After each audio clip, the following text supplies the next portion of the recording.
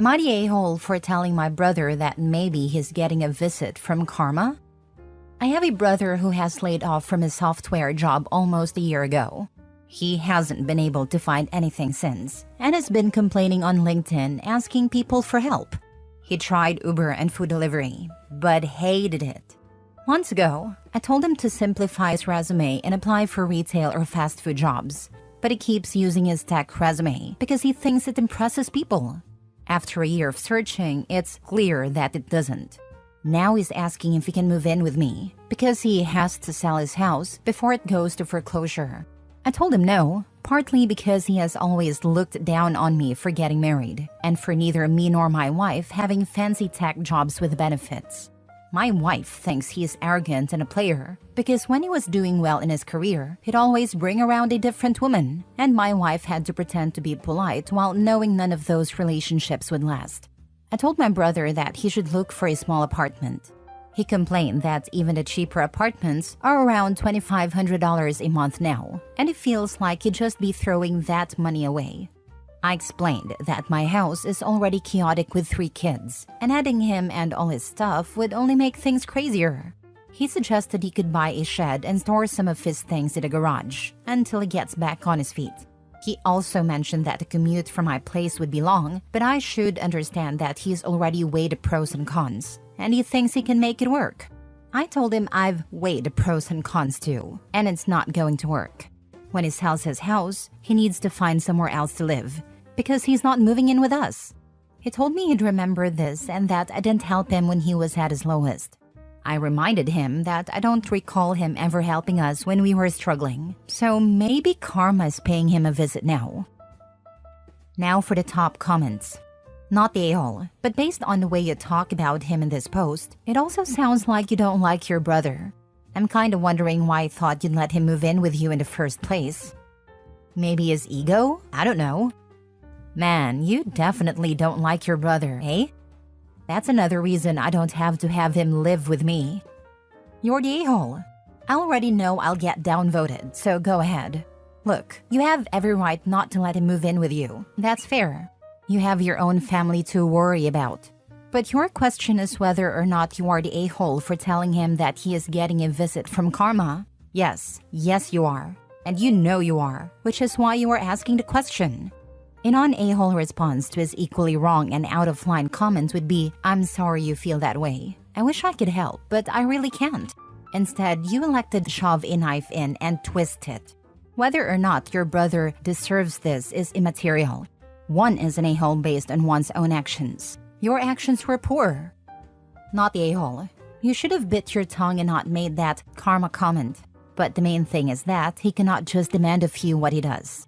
It is perfectly okay if you don't want him moving in. So clearly, he is the a-hole for trying to press you to do something you don't want to do, and which would have a huge effect on your daily life and on your family. It's nicer than saying my wife can't stand his face. Next story. Am I the a-hole for taking my daughter's college fund back after she said she was going no contact? A bit of background. I'm a 45-year-old single mom of 2 kids, Ella 18 female and Jake 16 male. My husband passed away when the kids were young, and I've worked hard to support them both emotionally and financially ever since. He left behind a life insurance policy, and I've been saving part of that money for their college education. Ella has always dreamed of going to a prestigious college, and we've talked a lot about how important education is. I made sure she knew that the money I was saving for her and Jake was specifically for their education. I couldn't afford things like vacations or new cars, but I wanted them to avoid student loans. However, recently things have become difficult with Ella. She started dating a guy named Matt, 19 female, a few months ago, and I feel like her personality has changed since then. She's become distant, rude, and often dismisses anything I say. She'd say hurtful things, like that I smother her or treat her like a child. I've tried giving her space. But last week, during a heated argument, she said that once she goes to college, she's going no contact with me and won't look back. I was devastated. After everything I've sacrificed for her, hearing that she would cut me out was heartbreaking. I waited a few days to cool down, but I eventually decided that if she truly planned to cut me out of her life after college, I wouldn't continue funding her education.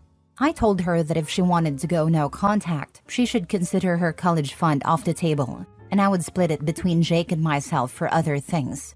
She was furious and accused me of being vindictive, manipulative, and selfish. She believes I'm trying to control her by using the money against her. I've spoken to a few friends about this, and their opinions are divided. Some say that I'm within my rights since the money is mine to use as I see fit. Others say that I'm punishing her for her feelings and using the money to control her. So am I the a-hole for taking away my daughter's college fund after she said she planned to go no contact with me? No contact would mean no financial contact too. Why is your daughter so surprised that you'd financially cut her off when she cuts contact with you?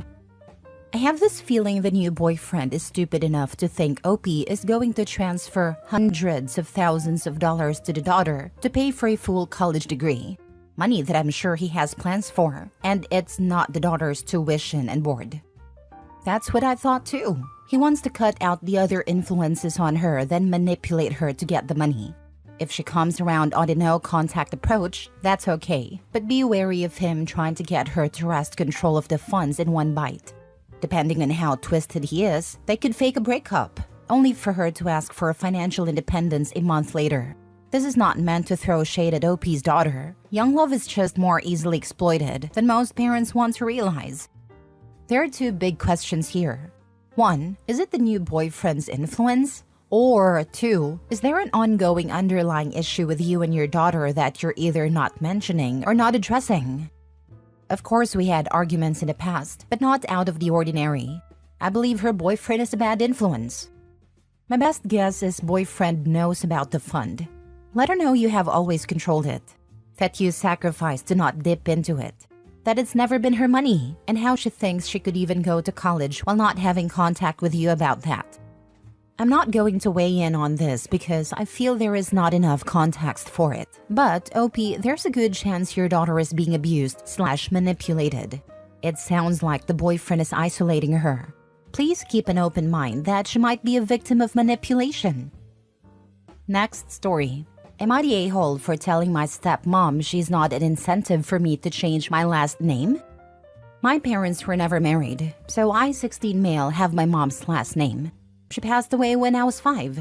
At that time, my dad was already married to my stepmom. I never really warmed up to her, mainly because I picked up on the tension between her and my mom. After my mom died, things got worse. My stepmom would say things like, "You're finally where you belong," and "I'm so happy you're my little boy now." Those comments made me feel really uncomfortable and unhappy. My dad was never very hands-on as a parent, and whenever I expressed how I felt, he would just tell me to accept being loved. 2 months after my mom passed, my oldest half-sister was born, and with all the changes, I felt really alone and sad. My stepmom was always trying to get closer to me, sometimes even hiring babysitters for an entire day so she could spend time with me to make me love her. It hurt her when I shut her out, but I hated hearing her call me hers. She would tell me that I was hers now and that I needed a mommy. She even used baby talk with me and kept doing it until I was almost 12. I think she thought it would make me warm up to her faster. She also started calling me by my middle name, James, because it was her dad's first name instead of using my first name. Sometimes she'd ask if I wanted to change my name to James and be Grandpa's Jr. I always said no. When I was around 8 or 9, they tried to change both my first and last name. The first time, they didn't take me to court, but the judge said I needed to be present. So the next time, I was brought to court and asked how I felt about the name change. I said I didn't want to change my name, so they couldn't go through with it. I kept my name, my mom's last name included. It still bothers my stepmom that I don't share their last name. She has 3 girls and really wants her only son to share the same last name as the rest of the family. A few days ago, she talked to me again, trying to convince me to change my first and last name, like they had tried years ago. She told me to do it as a gift to her, saying it would make her really happy, and I could give it to her as a Christmas or birthday present. I told her that she wasn't a reason for me to change my name because I don't want to be her son, and I don't see her as my mom. She started crying and then called me spoiled and bratty. So am I the a-hole?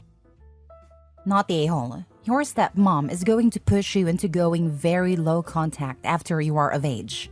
They ask, you said no. They need to accept this. And to then call you spoiled and bratty because he wants to continue to honor your mom? Not nice. Dad too. He doesn't want to be a parent even though he has 4 kids. I don't respect that, and even less when he lets his wife get away with this kind of thing and backs her up even. Yes, he's the main reason you have to face this situation. He should grow a pair and confront his wife about her attitude. But it's so much easier to let things be and pave the way for a full no contact once you're on your feet. I'm sorry for all this. Big hugs. Not the a-hole. Your stepmom seems absolutely deluded. And your father just seems to want to go along with whatever she wants so that she can be happy, with no regard to your thoughts or feelings. They are giant a-holes for wanting to erase every part of your mother, and especially for trying to force a connection you don't want. I'm very curious, how did your father and stepmother meet? From what I'm getting, it seems like infidelity might have been involved. You're not her son. You don't want a connection with her, and them trying to change your name behind your back is scummy. Perhaps telling her the truth will finally get her to give up on this fantasy she has of you being her child. It's also interesting how quickly she was to turn on you when you rebuffed her affection. Not the a-hole. She needs therapy and needs to learn boundaries. They knew each other growing up and dated in high school but broke up before senior year. She always wanted to get back together with Dad, but before they met up again, he'd met Mom and they had me. They broke up when I was so young, but even still, I think my stepmom was so jealous that Dad had a kid before they could get back together. It wasn't hard to see she hated my mom back then. There were times she'd look so pissed when she'd see my mom. She's also jealous that Mom had a boy while she had 3 girls. Next story. Am I the a-hole for telling my parents to not include my stepdaughter in their will? I, 35 female, have 2 kids, 17, twins, boy and girl, and 1 stepdaughter, 18, when I met when she was 11. The other day, I was at my parents' house going over their estate planning, since I'm the executor. While reviewing their plan, I noticed that they had split their assets in half.